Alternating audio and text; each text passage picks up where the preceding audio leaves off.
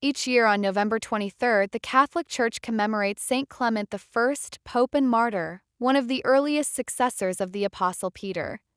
Very little of his life is reliably known, but tradition presents him as a Roman, possibly of Jewish origin, converted to Christianity in the early church in Rome.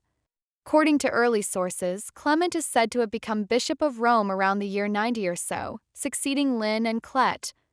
During his pontificate, the church faced persecution and internal challenges, and Clement's role included maintaining communion and fidelity to the apostolic tradition.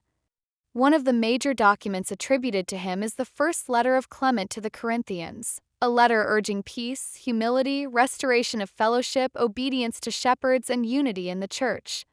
Although authorship remains debated, the letter remains a testimony to the sense of a Petrine ministry operating in the service of the wider church.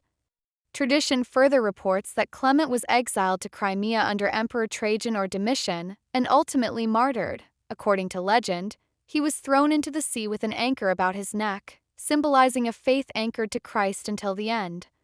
Why does his example speak to us today?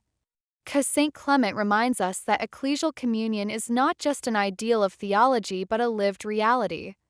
He shows us that Christian leadership is service, that the apostolic tradition is a gift to be shared, and that fidelity in ministry often requires courage. In an age when fragmentation, relativism, and individualism threaten the unity of the Catholic Church, Clement's figure invites us to recommit ourselves to fraternal charity, mutual respect, and loving obedience to the successors of the apostles. He teaches that the unity of the Church is a gift from Christ to be guarded and lived. On this day of his feast, let us adopt his attitude. Let us be builders of peace in our communities, makers of unity in our families, and witnesses of a faith that does not envelop itself but reaches outward for the good of all. May our Christian life be marked by that same fidelity, anchored hope, and living communion with the body of Christ. Saint Clement, teach us to bear witness to the gospel with courage, to live tradition with humility and boldness, and to serve the Church in love.